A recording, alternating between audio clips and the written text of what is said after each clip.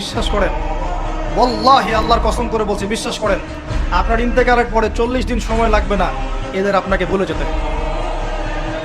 ওয়াল্লাহি আল্লাহর কসম করে বলছি, এই মানুষগুলোর কেউই আপনার প্রকৃত অর্থে আপন নন। আপনার অবস্থানকে তারা ভালোবাসে, আপনাকে তারা ভালোবাসে না। আপনাকে শুধু আপনার রব আল্লাহ ভালোবাসেন, আপনি তার উপর তাওয়াক্কুল করে হারাম ছেড়ে দেন, আপনাকে আল্লাহ বেহিসাব রিজিক দেবে ইনশাআল্লাহ তাআলা। মানুষের অবস্থানকে মূল্যায়ন করে, আপনার পরে তারা আপনাকে মনে রাখবে না। আপনি আমি যদি আজকে পৃথিবীতে নাও থাকতাম, পৃথিবীর ঘূর্ণন কমে যেত না, পৃথিবী ঘুরতই, রাত হতো, দিন আসতোই, আমাদের স্ত্রী সন্তানরা বেঁচে থাকতো, মা বোনরা বেঁচে থাকতো, সবাই যার যার জায়গায় ঠিকই থাকতো, আমরাই থাকতাম। এটাই বাস্তবতা, এটাই দুনিয়ার নির্মম বাস্তবতা। তাহলে এই দুনিয়ার সংক্ষিপ্ত জীবনে কাদের কথা চিন্তা করে আপনি আল্লাহর অবাধ্যতা করছেন? কাদের কথা চিন্তা করেন? স্ত্রী সন্তান পরিবার পরিজন ছেড়ে দেন, আল্লাহর ওয়াস্তে হারাম ছেড়ে দেন, হালালে চলে আসে। আমরা ইসলাম নিয়ে অনেক বড় বড় কথা বলি, কিন্তু সবচেয়ে বড় কথাটা হচ্ছে এই আয়াতটা যেটা আমি তেলাওয়াত করতে যাচ্ছি। ইয়া আইয়ুহাল্লাযীনা আমানু, হে মুমিনগণ, আলাইকুম আনফুসাকুম, তোমরা নিজেরা আগে নিজেদের নফসটাকে ঠিক করো, নিজেরা ভালো হও, পরের দিকে আঙ্গুল পরে উঠাও, নিজেরা ঠিক হও। নিজে আগে জ্ঞান অর্জন করি, নিজে আগে আমল করি, নিজে আগে হালাল খাই, নিজে পরিবার ঠিক করি, নিজে আমি দ্বীন ইসলামের জন্য ক্ষুদ্র পরিসরে কিছু করার চেষ্টা করি, অন্যের ভুলের দিকে আঙ্গুল পরে উঠাই। দেখবেন ইনশাআল্লাহ প্রত্যেকে যদি নিজের ফিকির করি, আস্তে আস্তে সমাজ ঠিক হয়ে যাবে। নিজে ঠিক না হলে কিচ্ছু ঠিক হবে না, আর নিজে ঠিক না হয়ে মানুষকে ঠিক করতে যাওয়া ঠিক নয়। একটা বাতি যখন জ্বলবে, একটা বাতি থেকে আরো অনেক বাতি জ্বলবে ইনশাআল্লাহ।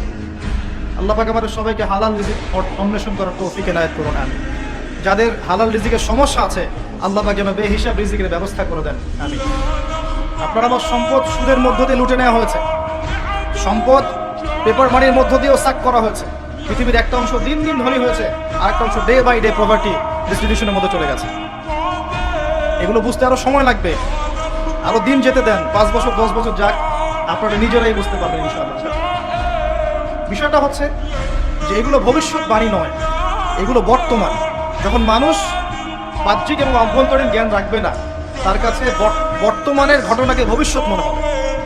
বর্তমান সম্পর্কে মানুষ যখন ওয়াকেফাল থাকবে না, গাফেল থাকবে যে বিশ্বে কি হচ্ছে, কি চলছে, জিওপলিটিক্সে কি চলছে, মিলিটারি সেকশনে কি চলছে, ইকোনমিক্সে কি চলছে, এই ফিতনাগুলোর মধ্যে, তখন মানুষের কাছে মনে হবে এগুলো হয়তো ভবিষ্যৎবাণী। আসলে এগুলো ভবিষ্যৎবাণী নয়, এগুলো সবই বর্তমান। বর্তমান সম্পর্কে আপনি অজ্ঞ বলেই বা আপনি জ্ঞান অর্জন করার ফিকির নেই বলেই আপনার কাছে এগুলোকে ভবিষ্যৎবাণী মনে হচ্ছে। আপনি দুই চোখ খোলেন, খিদিরের মতো হন আলাইহিস সালাম, আপনি দেখবেন সবকিছু আপনার কাছে স্পষ্ট হয়ে যাবে। আমরা এমন একটা সময় বাস করছি যেখানে আখিরুজ জামানের ম্যাক্সিমাম সাইনগুলো দেখা যাচ্ছে। ম্যাক্সিমাম ডে বাই ডে আপনি ধর্ষণের বৃদ্ধি দেখতে পারবেন, ডে বাই ডে আপনি জেনা বাড়বে দেখবেন, মাদকদ্রব্য মানুষ বেশি বেশি খাবে। একটা মানুষ খুঁজে পাবেন না যে ব্যক্তি সুদ থেকে 100% মুক্ত থাকতে পারবে, একটা মানুষ পাবেন। বাহ্যিক বিষয় বাদ দেন, ইন্টারনালে আসেন। মনে করেন আমি একটা বাসায় ভাড়া থাকি, বাসার মালিক লোন নিয়ে বাড়ি করেছে, আমার মতো আরো 10টা ভাড়াটিয়া আছে, সবার টাকা নিয়ে এসে লোন শোধ করছে, পরোক্ষভাবে আমিও সুদ খাচ্ছি, আমিও সুদের সাথে সম্পৃক্ত আছি। এটা সেই জামানা যে জামানা সম্পর্কে নবী সাল্লাল্লাহু আলাইহি ওয়াসাল্লাম বলেছিলেন যে ব্যক্তি সুদ থেকে দূরে থাকতে চাইবে, আখিরুজ জামানে তার গায়েও সুদের ছিটাফোঁটা গিয়ে লাগবে, কেউ মুক্ত থাকতে পারবে। টপ টু বটম দেখবেন সুদি কারবারের সয়লা। আর কেন রাগ হচ্ছে না আমার সাথে? আল্লাহ রাব্বুল আলামিন পবিত্র কোরআনে বলেছেন, ইয়া আইয়ুহাল্লাযীনা আমানু, আমি আপনাকে আল্লাহর কালামটুকু শোনাতে এসেছি। জোর করে কাউকে কিছু মানানো যায়? এটা ইসলাম শেখায়? ইসলাম তরবারির জোরে কোনো কিছুকে মানতে শেখায়? ইসলাম শুধু দাওয়াত দিতে শেখায়। ওয়াযাক্কির ইন্নামা আনতা মুযাক্কির, শুধু অনুবাদ করতে চাচ্ছি আল্লাহর কথা।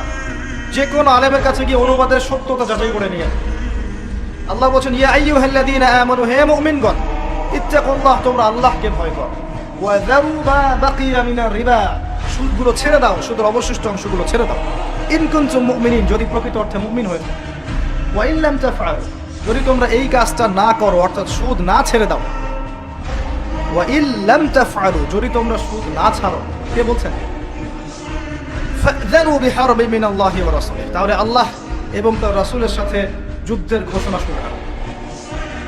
Path is yours, the road is yours, রাস্তা আপনার, পথ আপনার, চুজ ইউর পথ। আপনি আপনার রাস্তা সিলেক্ট করেন, আপনি আল্লাহর সাথে যুদ্ধ করবেন তার নবীর সাথে যুদ্ধ করবেন, নাকি এগুলো ছেড়ে দিয়ে আল্লাহওয়ালা হবেন? আপনার চিন্তা।